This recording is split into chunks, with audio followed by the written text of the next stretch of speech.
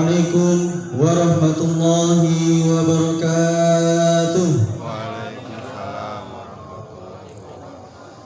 Allahu Akbar, Allahu Akbar, Allahu Akbar, Allahu Akbar, Allahu Akbar, Allahu Akbar, Allahu Akbar kabira walhamdulillahi katsira wa subhanallahi bukratan wa asila. La ilaha illallah wallahu akbar, Allahu akbar walillahil hamd. Alhamdulillahi rabbil alamin wa bihi nasta'in wa la umurud dunya waddin wassalatu wassalamu ala asrafil anbiya'i wal mursalin wa ala alihi wa sahbihi ajma'in, amma ba'du.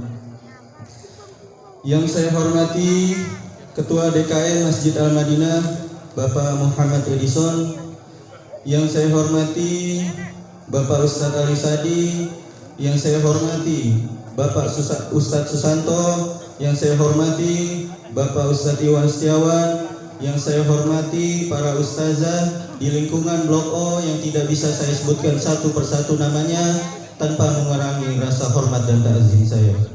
Yang saya hormati Ketua RW 010 beserta staf yang mewakilinya, yang saya hormati Ketua RT di lingkungan Blok O, RT 05, RT 015 maupun RT 016, dan yang saya hormati pula bapak-bapak, ibu-ibu, adik-adik jamaah Masjid Al-Madinah yang dimuliakan oleh Allah Subhanahu wa taala. Puji dan syukur marilah kita panjatkan kehadirat Allah Subhanahu wa taala atas berkat rahmat serta hidayahnya kita masih diberikan nikmat, yaitu nikmat iman, nikmat Islam, nikmat sehat wal afiat, sehingga kita bisa berkumpul di lapangan RT 05 dalam rangka pelaksanaan sholat Idul Adha.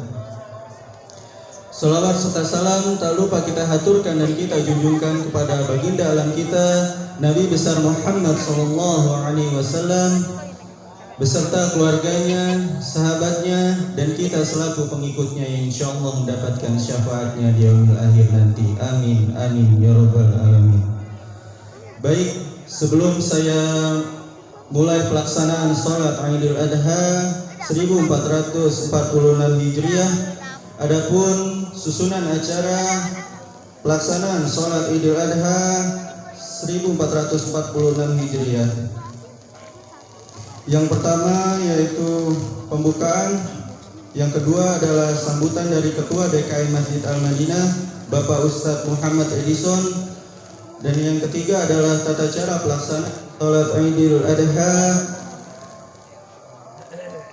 Yang keempat adalah pelaksanaan sholat Idul Adha yang akan dipimpin oleh guru kita Bapak Ustadz Mahar Al-Qasam dan Bilal Saudara Muhammad Ramadan Al-Farisi. Selanjutnya yaitu khutbah Hari Raya Idul Adha dan ditutup dengan baik. Sebelum saya mulai, kepada para jamaah yang masih ada di rumah atau masih di dalam perjalanan, saya mohon untuk mempercepat langkah kakinya karena pelaksanaan sholat Idul Adha akan kita mulai. Baik, kita buka acara pelaksanaan sholat Idul Adha dengan membaca lafaz basmalah. Bismillahirrahmanirrahim. Baik, dilanjut di acara selanjutnya yaitu sambutan dari Ketua DKM Masjid Al-Madinah Bapak Muhammad Edison. Kepada Bapak Muhammad Edison, waktu dan tempat saya persilakan. Udah, jangan dilepas lagi.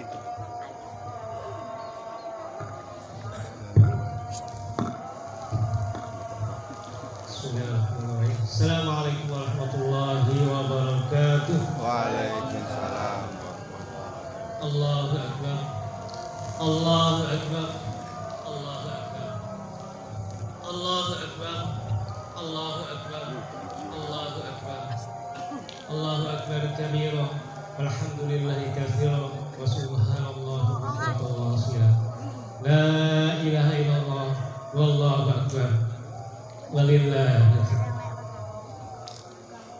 Alhamdulillah alladzi jalal hadzal yaum Aidul Adha. Assalatu wassalamu ala Rasulillah wa ala alihi wa sahbihi ajmain. Yang kami hormati para Ustaz Ali Sani, Ustaz Nahar, Pak Kosal, Ustaz Susanto, Ustaz Iwan, para Ustaz lainnya yang tidak dapat kami sebutkan persatu persatu, para Ustazah yang juga tidak kami sebut, dan tentunya para jamaah sekalian yang insya Allah dimuliakan oleh Allah SWT pada hari ini dan seterusnya. Tak lupa salam dan salawat dengan baginda Nabi Muhammad SAW, untuk keluarga beliau juga, para sahabat dan para pengikutnya, sampai menyambung hingga hari akhir nanti. Hari ini umat Muslim seluruh dunia merayakan hari kemenangan, hari Idul Adha, hari raya kurban, mana hari ini merupakan juga kemenangan bagi para saudara kita yang telah menunaikan ibadah haji di Mekah. Mana kemarin mereka melakukan wukuf di Arafah, dan hari ini juga merayakan Idul Adha di Mekah. Dan tentunya kita sebagai umat yang di seluruh dunia yang belum menunaikan ibadah haji, yang tidak menunaikan ibadah hari ini, juga ikut merayakan hari raya kemenangan itu dengan melaksanakan syariat salat Idul Adha, dan nantinya kita juga akan melaksanakan kurban. Kurban pada tahun ini kita mendapatkan daripada jamaah itu 4 sapi dan 7 ekor kambing. Ada tambahan juga titipan sapi,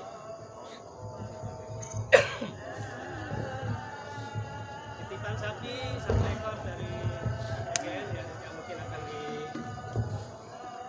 sembelih hari ini, tapi dikembalikan pagi pada pegawai PGN. Untuk sapi Al-Madinah insya Allah besok sapi dan kambing akan disembelih esok hari ya, hari Sabtu insya Allah. Jadi kita ada 2 hari penyembelihan. Hari ini kita sembelih 1 ekor sapi, besok 4 ekor sapi plus 7 ekor kambing. Tentunya kami berharap masih ada waktu ya, hari ini plus 3 hari untuk para jamaah yang masih ingin menitipkan kurbannya. Tentunya hari ini sampai besok, mungkin hari Ahad atau hari Senin bisa dilakukan kurban sendiri ya, karena panitia mungkin juga sudah menyelesaikan untuk hari Sabtu saja, sampai hari Sabtu saja. Untuk hari Ahad, hari Senin silakan melaksanakan kurban sendiri gitu loh. Pada akhirnya insya Allah hari ini bukan hari yang besar, hari raya yang besar. Selain hari raya Idul Fitri, kita punya 2 hari besar, hari raya Idul Fitri dan hari raya Idul Adha. Ini marilah kita manfaatkan sebaik-baiknya untuk berbuat amal kebajikan sebaik-baiknya, sebanyak-banyaknya, melakukan zikir takbir, tahmid, tahlil, baca Quran dan sebagainya, melakukan sedekah, berkurban. Ini satu kesempatan bagi kita untuk dapat meraih ridho Allah SWT. Dan sedikit dari kami, mudah-mudahan ini bisa dimanfaatkan sebaik-baiknya. Sebaik-baiknya menjalankan sholat Idul Adha berjamaah dan misalkan kurban hari ini dan besok insya Allah. Kami dari pihak DKM mengucapkan terima kasih kepada semua jamaah semuanya atas support, dukungan, doa maupun lainnya, dan terus juga para panitia sholat Id hari ini dan panitia kurban untuk besok dan lusa. Kami juga memohon maaf apabila ada salah dan khilaf dari kami. Tentunya kritik, masukan maupun silakan disampaikan gitu ya. Mudah-mudahan kita bisa melaksanakan hari ini, besok dan lusa sebaik-baiknya, dan yang akan datang juga insya Allah demikian. Billahi taufiq wal hidayah. Assalamualaikum warahmatullahi wabarakatuh.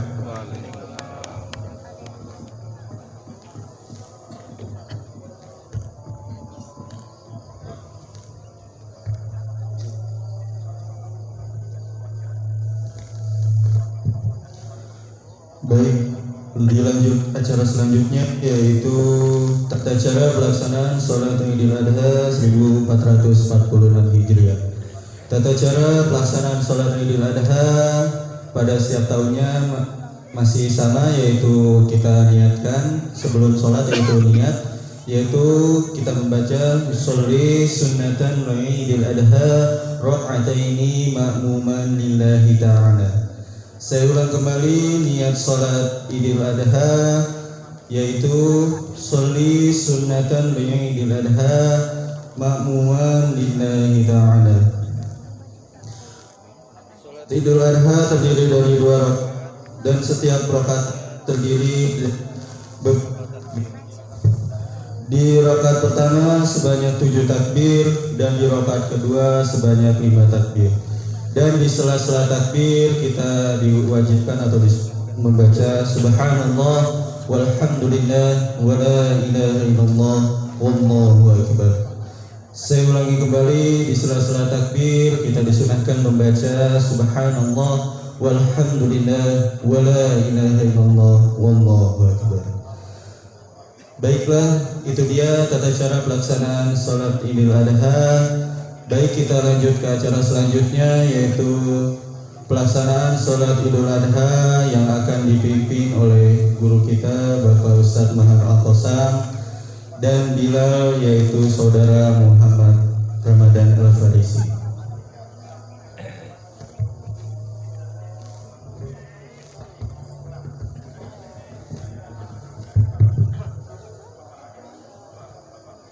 الصلاة جامعة الصلاة جامعة الصلاة جامعة صلوا سنة لعيد الأضحى ركعتين جامعة رحمكم الله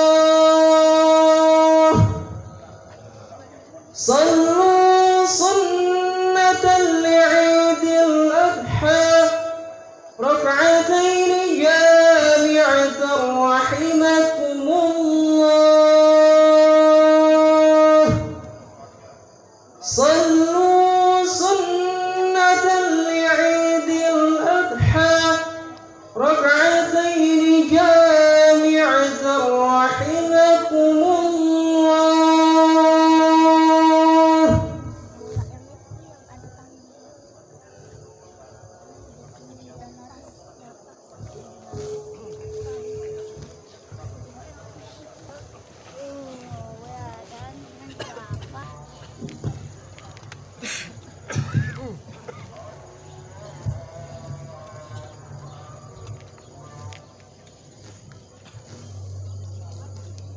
معاشر المسلمين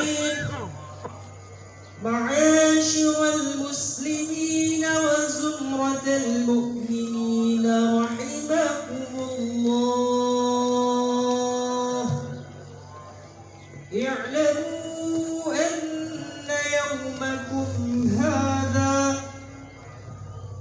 يوم عيد الأضحى ويوم الأكبر ويوم السرور ويوم المغفور يوم أحل الله لكم فيه الطعام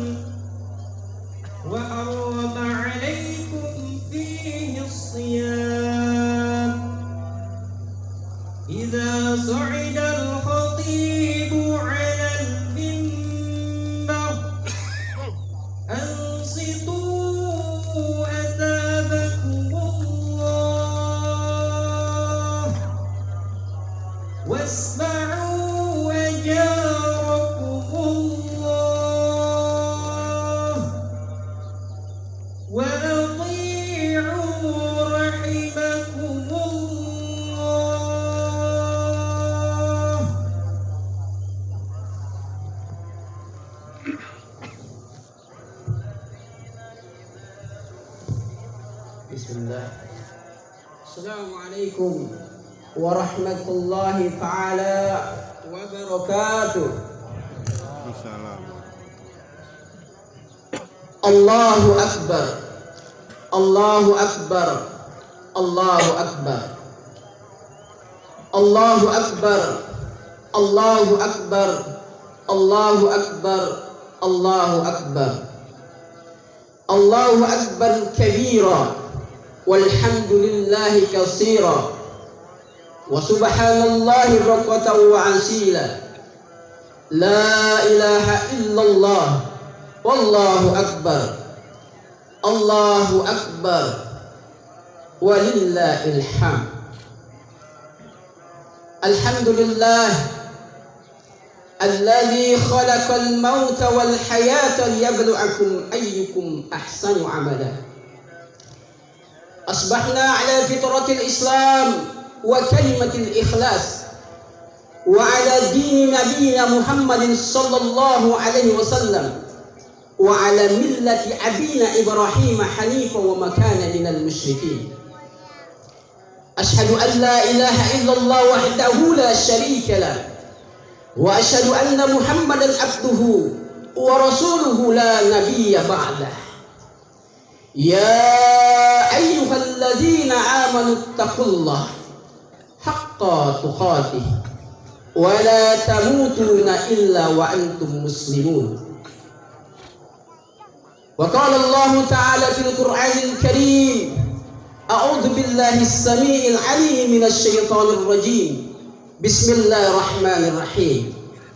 Inna a'tainakal kautsar fasalli li rabbika wanhar inna syani'aka wal abtar. Alhamdulillah, di pagi hari yang penuh barokah ini kita berkumpul melaksanakan salat Idul Adha. Baru saja kita laksanakan rukuk dan sujud sebagai manifestasi perasaan takwa kita kepada Allah Azza wa Jalla. Kita agungkan namanya, kita gemakan takbir dan tahmid sebagai pernyataan dan pengakuan atas keagungan Allah Azza wa Jalla. Takbir yang kita ucapkan bukan hanya sekedar gerakan bibir tapi tanpa arti, tetapi merupakan pengakuan dalam hati, menyentuh, menggetarkan relung jiwa manusia yang beriman kepada Allah yang Maha Besar dan Maha Agung. Tiada yang patut disembah kecuali Allah. Karena itu, marilah tundukkan kepala dan jiwa kita di hadapan Allah yang Maha Besar. Sebab apapun kebesaran yang kita sandang, semua kecil di hadapan Allah. Betapapun perkasanya kita, masih lemah di hadapan Allah. Allah yang Maha Kuat, betapapun hebatnya kekuasaan dan pengaruh kita, kita tidak berdaya dalam genggaman Allah yang Maha Kuasa atas segalanya. Salawat biriring salam kita curahkan kepada manusia, sang kekasih Allah yang membawa peradaban mulia, manusia yang bodoh yang tidak mengenal Tuhannya, hingga merubah peradaban manusia menjadi cerdas dengan mengenal Tuhannya. Baginda Rasulullah sallallahu alaihi wasallam Nabi Muhammad pada hari ini, di hari ke-10 Zulhijjah, kita berkumpul dalam rangka mengharap ridha maghfirah Allah Azza wa Jalla. Hari yang tidak ada amalan yang lebih mulia kecuali menyembelih hewan kurban. Ma amila adu min amali yawmal nakhli ahabba ila Allah min ihraqid dam. Tidak ada amalan yang dilakukan oleh anak Adam pada hari Idul Adha yang lebih dicintai oleh Allah Subhanahu wa taala selain daripada mengucurkan darah hewan kurban.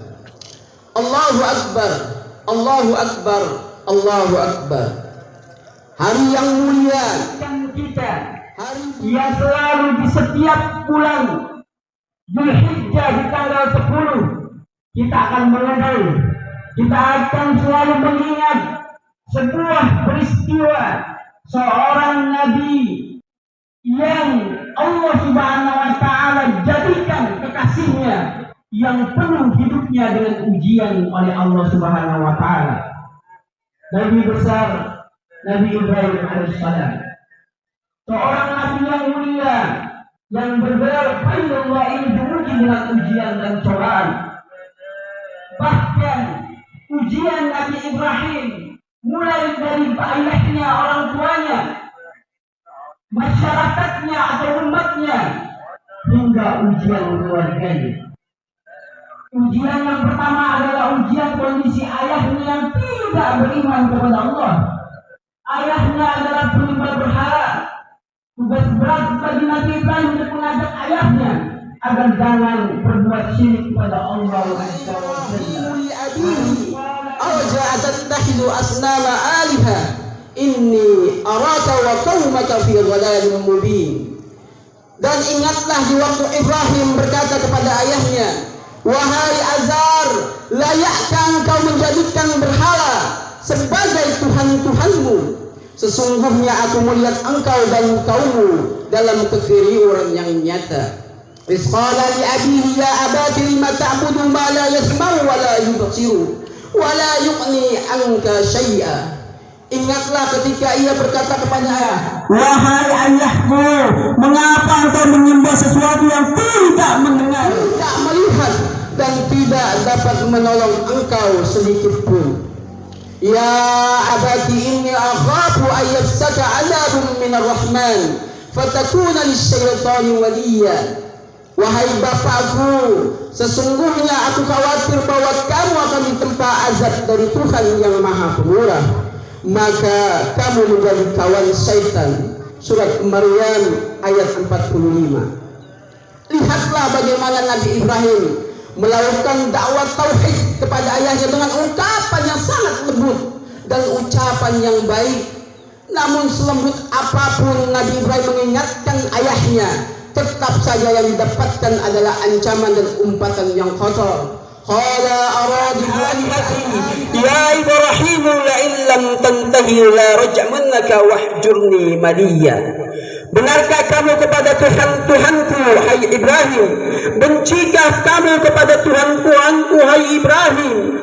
Jika kamu tidak berhenti untuk mengingatkanku, maka niscaya kamu akan aku rajam, dan tinggalkanlah aku buat waktu yang lama. Meskipun orang tuanya kasar, tidak beriman, kufur kepada Allah wa Jalla, penolakan ayahnya terhadap dakwah Nabi Ibrahim, tapi Nabi Ibrahim tetap meminta ampunan. Qala salamun alaika astaghfirullaka rabbi innahu kana ghafiyya. Semoga keselamatan dilimpahkan kepadamu. Aku meminta ampun bagimu kepada Tuhanku. Sesungguhnya Tuhanku Maha Baik. Sekalipun ampunannya tidak dibenarkan dan dilakukan oleh Nabi Ibrahim, Allah Subhanahu wa taala berfirman surat At-Taubah ayat 114, "Wa ma kana istighfar Ibrahim li abihi illa an mau'idah wa anha iyyahu falamma tabayyana lahu annahu aduwwun lillahi barriyah." Permohonan ampunan Ibrahim untuk bapaknya tidak lain hanyalah karena suatu janji yang telah diikrarkan kepada bapaknya. Allahu Akbar, Allahu Akbar, walillahil hamd. Oleh sebab itu, jika ada orang tua berkata kasar kepada anaknya, sekasar apapun orang tua berkata kepada anaknya, kita anaknya tidak boleh berkata kasar kepada mereka. Bahkan sampai Allah sebutkan dalam Al-Quran, meskipun ia mengajak kita untuk menyekutukan Allah dengan sesuatu, kita untuk menolak dengan kalimat yang tidak boleh menyinggung hatinya. Wa in jahadaka 'alal asyruka bima laysa laka bihi 'ilm fala tuti'huma wa sahibuhuma fid dunya ma'rufa. Dan jika keduanya memaksamu untuk menyekutukan aku sesuatu yang tidak engkau ketahui, maka janganlah kamu mengikuti keduanya. Allahu Akbar, Allahu Akbar, Allahu Akbar. Mari para jamaah salat Idul Adha. Mari kita sejenak merenungkan jika ujian itu melimpah pada kita, sudah tentu Allah lebih dulu ataukah orang tua kita? Sudah tentu Allah terlebih dahulu baru orang tua kita. Wa qad rabbuka alla ta'budu illa iyyah wa bil walidayni ihsana. Dan Tuhanmu telah memerintahkan supaya kamu jangan menyembah selain Dia, dan hendaklah kamu berbuat baik kepada ibu bapakmu dengan sebaik-baiknya. Tidak semua beruntung seperti kita. Kita mendapatkan ayah yang muslim, ibu yang muslimah, mereka sholat, zakat, puasa, bahkan haji. Berbeda dengan Nabi Ibrahim. Alangkah sedih dan galau beliau di saat dia sebagai nabi dan sekaligus rasul dari anak seorang bernama Azar yang kufur kepada Allah. Ujian pertama Nabi Ibrahim adalah ayahnya, dan ia melewati dengan keberhasilan.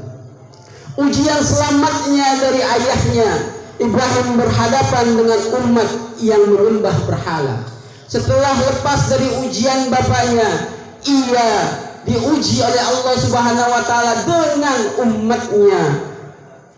Maka Allah menceritakan bagaimana berhala itu dihancurkan oleh Ibrahim. Aragibun anta an alihati ya Ibrahim.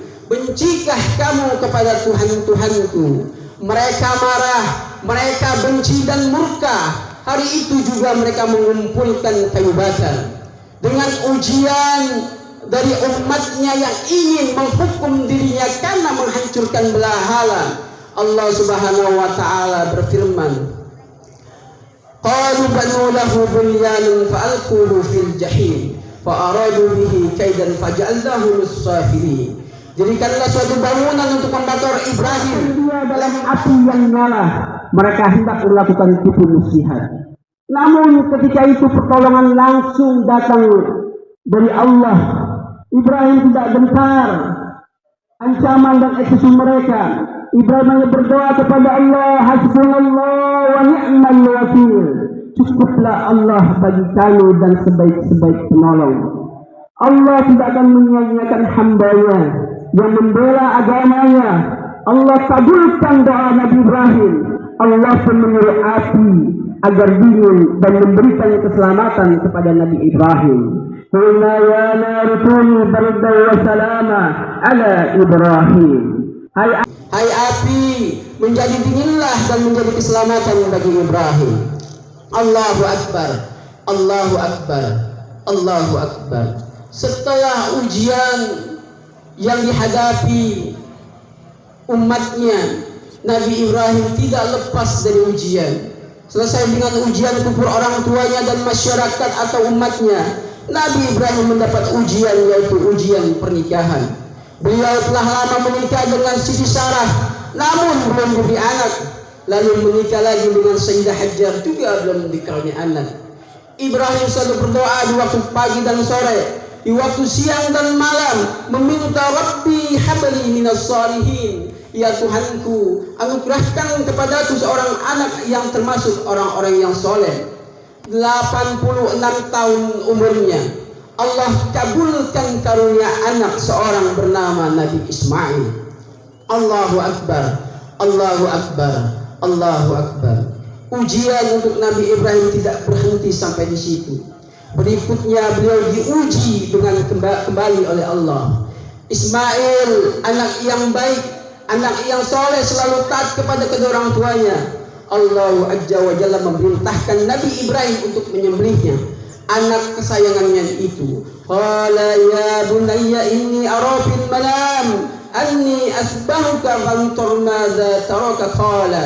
Hai anakku, sesungguhnya aku melihat dalam mimpi bahwa aku menyembelihmu, maka fikirkanlah apa pendapatmu. Ya abati lama tu'maru sajiduni insyaallahu minas sabirin. Hai bapakku, kerjakanlah apa yang menjadi perintahmu, yang diperintahkan oleh Allah Subhanahu wa taala. Insyaallah kamu akan mendapatkan termasuk orang-orang yang sabar. Nabi Ibrahim adalah model seorang hamba yang banyak ujian, dan Nabi Ibrahim lulus dengan semua ujian itu. Bila ujian itu diarahkan kepada diri kita, jika kita diuji dengan anak, akankah kita berhasil melalui ujian tersebut? Ini pertanyaan penting dan sangat mendasar. Hari ini banyak saudara-saudara kita diuji dengan orang tuanya, hancur akidahnya. Diuji dengan persoalan masyarakat, goyang prinsipnya. Diuji anaknya, berantakan keyakinannya. Allahu Akbar, Allahu Akbar, Allahu Akbar. Oleh karena itu kita selalu diingatkan dengan Nabi Ibrahim setiap kali membaca salawat. Lalu apa hikmah dan pelajaran di balik nama Nabi Ibrahim yang disebut berulang kali dalam salawat? Yang pertama, orang beriman pasti akan diuji imannya. Allah Subhanahu wa taala berfirman di surat Al-Ankabut ayat 2, ahsiban nasu ayyatraku ayyakulu amanna wa hum la yuftanun. Apakah manusia mengira itu bahwa mereka dibiarkan saja mengatakan kami telah beriman, setiap mereka akan diuji lagi oleh Allah Azza wa Jalla. Pelajaran kedua, taat dan cinta Allah harus diletakkan di atas segala cinta dan ketaatan kepada makhluknya. Ibrahim yang mendapat wahyu untuk menyembelih anaknya membawa pesan ketaatan yang sangat mendalam. Tidak ada yang lebih kita cintai, tidak ada yang lebih kita utamakan ketaatan kecuali hanya kepada Allah Azza wa Jalla. Rasulullah sallallahu alaihi wasallam bersabda, la yu'minu ahadukum hatta yakuna ahabba ilaihi min waladihi wa walidihi wan nasi ajma'in. Seseorang tidaklah beriman dengan sempurna hingga Rasulullah lebih dicintai dari anak dan orang tua serta manusia seluruhnya. Ismail memang anak kesayangan Nabi Ibrahim. Sekian tahun dia menunggu anak dan keturunan. Harta-harta itu memang ada dalam genggaman Nabi Ibrahim. Tapi jika Allah Azza wa Jalla telah meminta kembali, maka tidak ada jawaban lain selain menyerukan seluruhnya kepada Allah tanpa banyak bertanya dan alasan. Oleh karena itu, Allah menjadikan Nabi Ibrahim sebagai sosok teladan dalam menghadapi berbagai ujian, ketaatan dan takwa Allah Azza wa Jalla. Qad kanat lakum uswatun hasanatun fi Ibrahim. Sesungguhnya telah ada suri teladan yang baik bagimu pada Ibrahim. Jangan kita mengira sudah banyak beramal, ternyata amal kita tidak sampai seujung rambut Ibrahim. Amal kita yang kita anggap sudah banyak, haji, umrah, sedekah, puasa atau lainnya, itu tidak apa-apa. Itu tidak ada apa-apanya dengan sebutir debu yang menempel pada kaki Nabi Ibrahim. Hari ini, pagi ini, umat Islam semuanya hampir yang mampu berkurban. Tidak ada satupun yang menyembelih anak. Kita dituntut untuk menyembelih. Kita hanya dituntut menyembelih hewan kurban yang pada hari kiamat kelak kurban yang kita potong itu bersaksi untuk kita di hadapan Allah Azza wa Jalla. Rasulullah sallallahu alaihi wasallam bersabda, innaha la ta'ti yaumal qiyamah bi kuru'iha wa ash'ariha wa adlafiha. Dan sesungguhnya korban yang ia sembelih akan datang di hari kiamat dengan tanduk, bulu dan kukunya. Allahu Akbar, Allahu Akbar, walillahil hamd. Pelajaran ketiga, keberhasilan Ibrahim dalam mendidik anaknya sampai pada kepatuhan irasional, level ketaatan yang tidak masuk akal. Karena begitu patuhnya Nabi Ibrahim kepada bapaknya, dia rela untuk disembelih. Anak adalah investasi akhirat. Allahu Akbar, Allahu Akbar, walillahil hamd. Allah Azza wa Jalla membagi posisi keberadaan anak dalam keluarga menjadi 4. Yang pertama, Allah posisikan anak sebagai zinatun, perhiasan. Allah Subhanahu wa taala di surat Al-Kahfi ayat 46 Allah katakan, harta dan anak-anak adalah perhiasan kehidupan dunia, tetapi amalan-amalan yang kekal lagi soleh adalah lebih baik pahalanya di sisi Tuhanmu. Banyak orang tua merasa sangat senang, bangga, berbagai hal baik, prestasi akademis anak-anaknya. Akan tetapi dia lupa mendidik anaknya. Akan tetapi dia lalai mengingatkan anaknya sesungguhnya dunia hanyalah hal sementara. Ia lupa mendidik akhirat untuk anaknya. Atau juga keberadaan anak memberikan rasa senang ketika ia mampu menjadi anak yang soleh. Yang kedua, posisi anak di dalam Al-Quran, anak adalah fitnah. Allah Subhanahu wa taala di surat At-Taghabun berfirman, "Innama amwalukum wa auladukum fitnah, wallahu indahu ajrun 'azim." Sesungguhnya hartamu dan anak-anakmu hanyalah cobaan bagimu, dan di sisi Allah pahala yang besar. Fitnah berarti ujian yang bisa memalingkan orang tua dari ketaatan kepada Allah Subhanahu wa taala.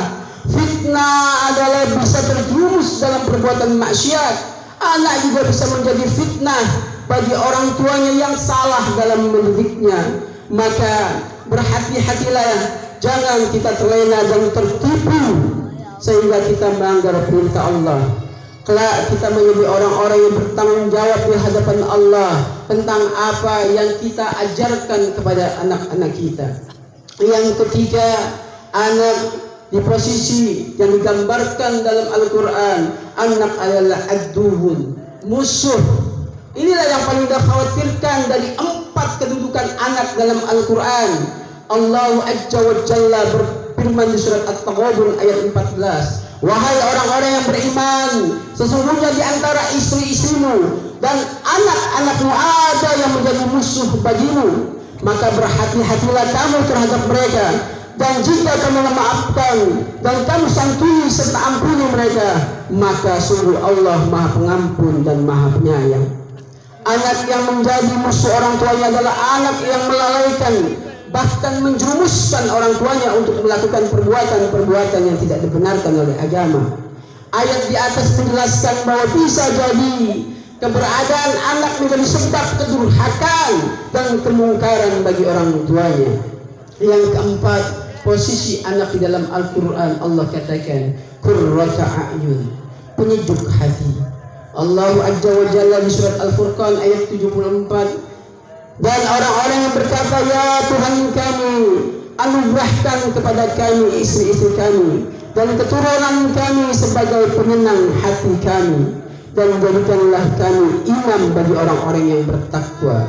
Qurratu a'yun adalah menunjukkan pandangan mata karena mempelajari hujjah tuntunan Allah lalu mengamalkannya dengan mengharap ridha Allah. Inilah kedudukan anak yang terbaik, yaitu manakala anak dapat menyenangkan hati dan menyejukkan mata kedua orang tuanya. Mereka adalah anak-anak yang apabila ditunjukkan untuk beribadah, mereka segera melaksanakan dengan sukacita. Allahu Akbar, Allahu Akbar, walillahil hamd. Tanyakan pada diri kita, apakah kita sudah menjadi orang tua yang mampu membina anak-anak kita beribadah dengan semangat, beribadah dengan sukacita, hingga kelak nanti anak kita menjadi penolong kita atas doa-doanya. Semoga hari ini adalah bagian i'tibar kita, momentum kita meningkatkan ketakwaan kita kepada Allah Azza wa Jalla, hingga kelak nanti Allah memberikan syafaat, Allah memberikan kita ampunan, sehingga kelak nanti kita bersama-sama berada di surga Allah Subhanahu wa taala. Barakallahu li wa lakum bil Qur'anil Karim wa nafa'akum bima fihi ayatin wa zikril hakim. Wa taqabbalallahu minna wa minkum tilawatahu was-sami'ul 'alim. Wastaghfiru innahu huwal ghafurur rahim. Allahumma shalli 'ala sayyidina Muhammad wa 'ala ali sayyidina Muhammad.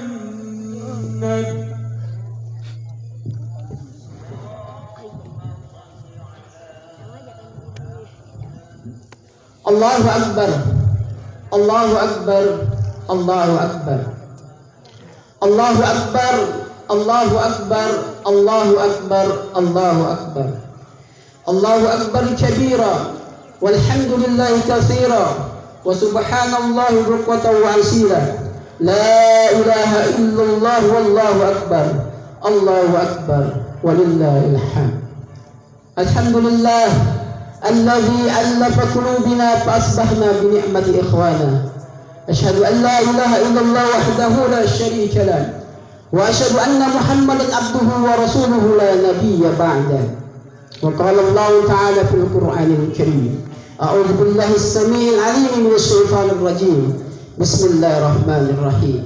Ya ayyuhalladzina amanu taqullaha wal tanzur nafsu ma qaddamat lighad wattaqullaha innallaha khabirun bima ta'malun. Allahumma salli ala sayyidina Muhammad wa ala ali sayyidina Muhammad kama sallaita ala sayyidina Ibrahim wa ala ali sayyidina Ibrahim fil alamin innaka Hamidum Majid. Allahumma ighfir lil muslimina wal muslimat wal mu'minina wal mu'minat الأحياء منهم من الأموات يا قاضي الحاجات. اللهم ربنا تقبل منا صلاتنا وصيامنا وركوعنا وسجودنا وقعودنا وتضرعنا وتحشوعنا وتعبدنا واستحمل تقصيرنا يا الله يا رب العالمين. اللهم أعني على ذكرك وشكرك حسن عبادتك. اللهم إنا نسألك سلامة في الدين وعافية في الجسد وزيادة في العلم وبركات في الرزق وتوبة قبل الموت ورحمة عند الموت ومغفرة بعد الموت. اللهم هون علينا في سكرة الموت والنجاة من النار والجنة من النار والعفو عند الحساب. ربنا اغفر لنا ولوالدينا ولجميع المسلمين والمسلمات والمؤمنين والمؤمنات الأحياء منهم والأموات إنك على كل شيء قدير. ربنا اغفر لنا ذنوبنا ولوالدينا ولمشايخنا ولمعلمينا ولمن له حق علينا ولمن أحب وأحسن إلينا ولكافة المسلمين أجمعين. اللهم إنا نسألك رضاك والجنة. اللهم إنا نسألك رضاك والجنة ونعوذ بك من سخطك والنار. ونعوذ بك من سخطك والنار. اللهم أرنا الحق حقا وارزقنا اتباعه وأرنا الباطل باطلا وارزقنا اجتنابه. اللهم إني أسألك عافية في الدنيا والآخرة. ربي هب لي من الصالحين. ربي اغفر لنا ولوالدينا وارحمهما كما ربيانا صغارا. ربنا آتنا من لدنك رحمة وهيئ لنا من أمرنا رشدا. ربنا آتنا في الدنيا حسنة وفي الآخرة حسنة وقنا عذاب النار. سبحانك رب العزة عما يصفون وسلام على المرسلين والحمد لله رب العالمين. إن الله يأمر بالعدل والإحسان وإيتاء ذي القربى واليتامى والقربى لعلكم تذكرون ولذكر الله أكبر. السلام عليكم ورحمة الله وبركاته. الله أكبر الله